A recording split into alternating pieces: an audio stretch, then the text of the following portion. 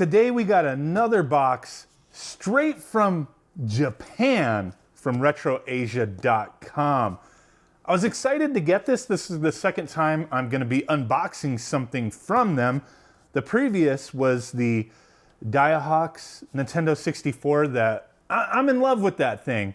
This one, I'll explain why I bought it in a moment, but let's just go ahead and get into it. So we got some retro dreams coming in a box straight from Japan.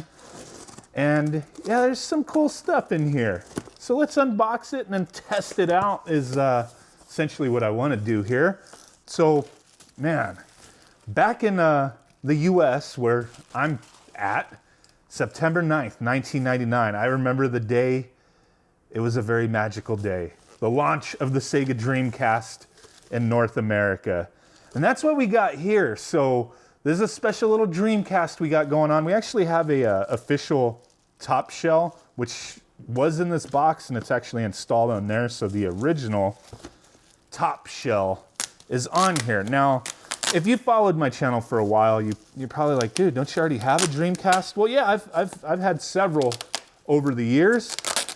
And one of the more recent ones that I highlighted on my channel had, you know, pretty much some of the same mods that this has, but I also installed the Dream case, that all metal case on the Dreamcast. And while I kind of liked it, over time I just didn't like it as much. So what I wound up doing was saying, you know what, I need to replace the shell back on it, make it look like an actual Dreamcast again. But I'm just so damn lazy and I can't find the screws for the system. I was like, maybe I could just sell that system and then, you know, throw a little change, a little money over to Retro Asia and get one already pre-set up. But it looks like one of the chips is in here. I don't know what's up with that. I mean, it's got some mods going on. I can't get that back in there. I'll fix that later. So yeah, essentially I bought this out of not really wanting to reshell that Dreamcast. So that's what I did. I just bought another one that has pretty much the same mods, but came with a few extras, sold the other one in order to buy this one. Almost, it makes me feel like I traded for it, you know? So let's take a look at what we have here. So here's the VMU. There's some interesting colors in Japan that I've never really seen before.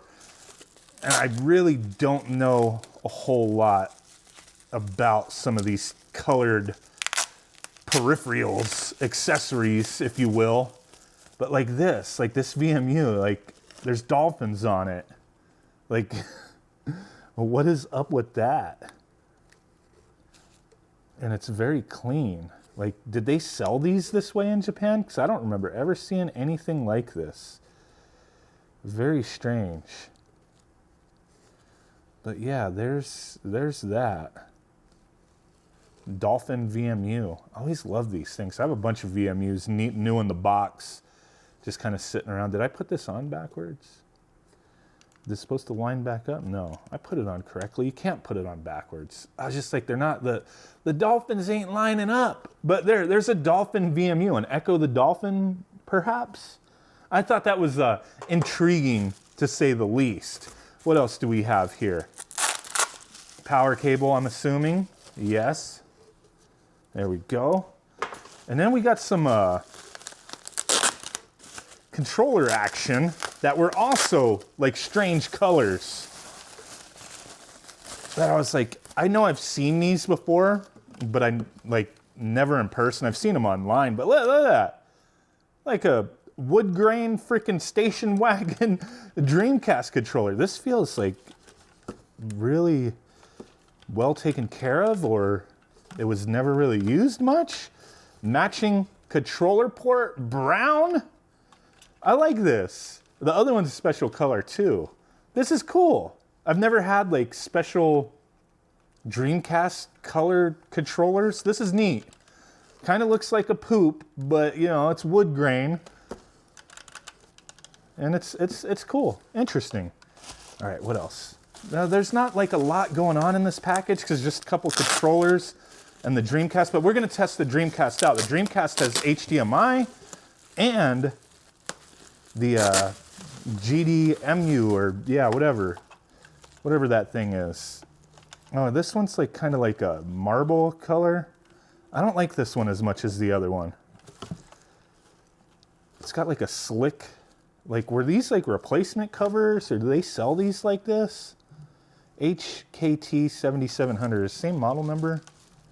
Yeah, same model number. Like, Japan was always getting weird stuff. I'm getting like this tape everywhere. But there we go. But yeah, we got the ODE in there. We got the HDMI mod. I love the Dreamcast. Dreamcast, one of my top favorite systems of all time. Oh, he did print out like the HDMI settings and whatnot, like little reference type thing. Take a look at that in a second.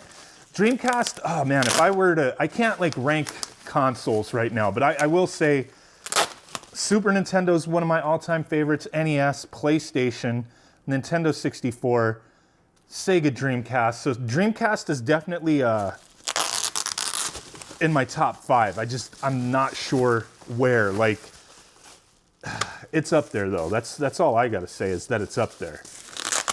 Like, first online gaming sessions on the Dreamcast, and there is that black top half. We don't have the black bottom, but you know what? I don't care. I like the way this looks. It's an official Dreamcast instead of what I had, which, I mean, that was self-imposed. Like, I did that to myself, putting the Dream case on there, and then it just didn't look like a Dreamcast anymore.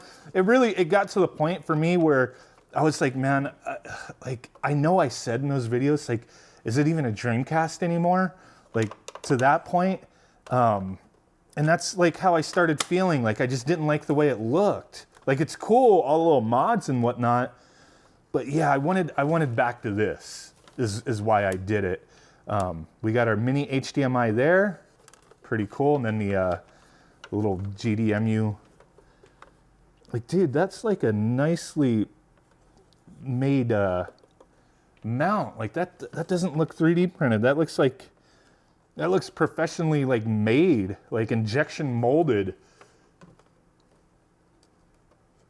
That is cool. So I do have a SD card set up for this. We'll get that going in a second. And that should be it. What is this? He sent a little extra again. Much appreciated. Oh shit. Oh my God. So yeah, he sent a, I'm gonna have to get a battery in there. He sent a little Sony Pocket Station. I was actually looking at these not too long ago. How do I open this thing? I think it was like, how does that go? So he just sent this as like a little bonus. There you go. That is cool, dude. I was actually looking at these on eBay not too long ago. I don't remember what they were going for, but I kind of wanted one. It's like he read my mind. Threw a little bonus in there. Appreciate that, dude. I'm gonna have to check this out later. I gotta get a battery in there. I do have a CR2032s. I'm sure we don't have a yeah, I mean, I'm pretty sure we don't have a battery in this as well. It won't turn on. You know, I guess these things, they don't put batteries in there when they're shipping them international, but I have a bunch of them, so I'll get those set up. But maybe we'll have to take a look at this in the very near future. This is cool, man. That is really neat. Okay, let's get this thing set up, get our SD card in there, and check it out real quick. So here we go. The system is working, but I'm running into an issue with the GDMU. I think maybe the SD cards I've tried using just don't want to function very well. Like, it's running right now, but I can't get the GD menu to work. I can get it to work, but the games won't boot. But if I just run it the old-fashioned way, just putting the games on there and selecting them with the little button in here, they all run fine, it seems, for the most part. So maybe something with my SD card, maybe something I'm missing with the any file settings. I don't know, I'll figure it out, hopefully sooner than later, because there's a lot of awesome stuff for the Dreamcast. But yeah, I tried using the same build that I had for my previous Dreamcast. Like, I reset it up on another SD card, just a no-go. These things can be finicky, I guess. I've never used a clone GDMU before, and that's what's in this thing. I only had an original one, but from what I've heard, the clones are pretty good, so gotta be something I am missing. obviously. If you guys have any ideas, throw in the comments down below. Help a dude out. But yeah, right now we're testing out Dolphin Blue, a Thomas Wave. It was recently, within the last year or so, ported to the Dreamcast. So that's pretty awesome, being able to play games like this on the system. But yeah, we also have the DC HDMI, or DC digital, whatever you want to call it. Let's open that up. So both triggers, A and X and start, get you in there. With DC digital, we have tons of options. Output resolution, VGA 480, 960, 1080, video settings, deinterlacer, 240p adjustment, VGA adjust, a bunch of stuff. We've gone over this before in previous videos, but we got stuff like scan lines, the intensity, video mode settings, force VGA, cable detect, or the switch trick VGA. You could set up Wi-Fi. We do have the cable, all that attached, so I've already put in my Wi-Fi details and connected and double checked if I was missing, you know, the latest update. But no, we got the latest update, it looks like. So yeah, a lot of cool stuff you could do here. Awesome system. I'm really happy that I picked it up. And yeah, we were using the little poop controller. But you know what? I'm not usually a big fan of wood grain, but this is weird as hell, and I kind of likes it. So that's cool, and the little Dolphin VMU. But there we go. Yeah, I'm happy with the system. Happy with Retro Asia. The SD card thing's not like, you know, anything to do with his work. It's just I got to figure that out. These things can just be a little finicky at times, I guess. But hey, really do appreciate you guys.